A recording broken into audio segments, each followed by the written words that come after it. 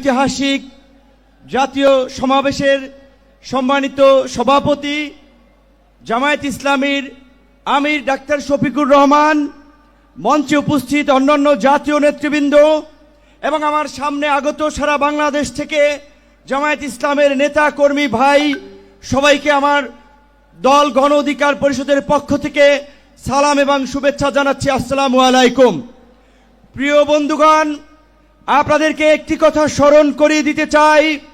আপনারা যদি ইসলামী রাজনীতি করেন, ইসলামী মূল্যবোধকে সামনে রেখে কথা বলেন, নিশ্চয়ই আপনারা জানেন আল্লাহ তাআলা মানুষকে ধন সম্পদ এবং ক্ষমতা দিয়ে এবং নিয়ে পরীক্ষা করে। গত 16 বছরে আমাদের কাছ থেকে আল্লাহ তাআলা নিয়েছেন, আমাদের ধৈর্যের পরীক্ষা নিয়েছেন। আমরা সেই পরীক্ষায় উত্তীর্ণ হয়েছি বলেই আমাদেরকে এই রহমতের জুলাই উপহার দিয়েছিলেন। যেই জুলাইয়ে আমরা বাংলাদেশের মানুষের উপরে চেপে থাকা দৈত্য দানবের মতো 16 বছরের ফাঁসিবাদকে পরাজিত করেছি। কিন্তু আমরা ওই যে আপনার হাদিসে আছে, বিপদ কেটে গেলে মানুষ উৎফুল্ল হয়, অহংকারী হয়। তাই আমরা দেখতে পাচ্ছি এই গণ অভ্যুত্থানে আমাদের অংশীজনেরা মজলুম রাজকে উৎফুল্ল অহংকারী হয়ে জালিম হয়ে উঠছে। তাই আপনাদেরকে মনে করিয়ে দিতে চাই, আমরা যদি সীমা লঙ্ঘন করি, শেখ হাসিনার মতো আল্লাহ পাকও কিন্তু আমাদেরকে ছাড় দিবেন না। আজকে যেই ছাত্র জনতার সংগ্রামের মধ্য দিয়ে, যেই রক্ত এবং প্রাণের বিনিময়ে আমরা এই ঐতিহাসিক পরিবর্তন পেয়েছি, এই পরিবর্তনকে টেকসই করার জন্য আজকে বাংলাদেশের মানুষ যে শাসনতান্ত্রিক এবং সরকার ব্যবস্থার পরিবর্তনের আওয়াজ উঠিয়েছে, সরকারকে বলতে চাই সেই শাসনতান্ত্রিক ব্যবস্থার মৌলিক পরিবর্তন না করে আপনারা নির্বাচনের দিকে হাঁটবেন না।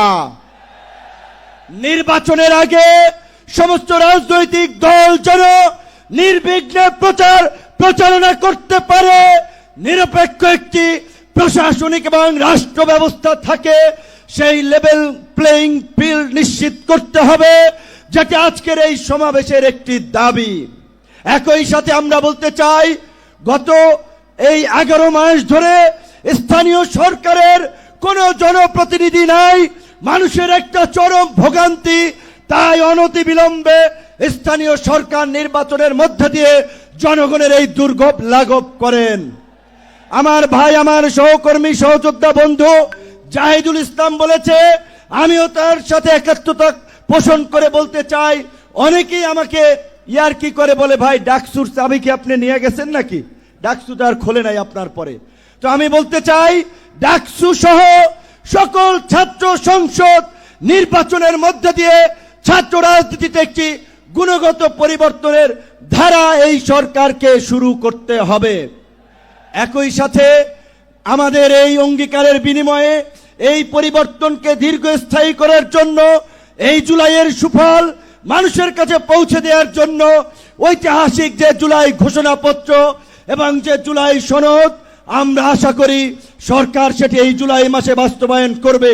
অন্যথায় জুলাইয়ের অংশীদাররা এই সোহরাওয়ার্দী উদ্যানে যেমনি কিছুদিন আগে ইসলামী আন্দোলন সমাবেশ করছে, জামায়াত করছে, অন্যান্য দল করছে, সরকার যদি জুলাইয়ের ঘোষণা এবং জুলাই সনদ দিতে ব্যর্থ হয়, আমরা জুলাইয়ের অংশীদাররাই ঐক্যমতের ভিত্তিতে এই সোহরাওয়ার্দী উদ্যানে আমরা ঘোষণা করব।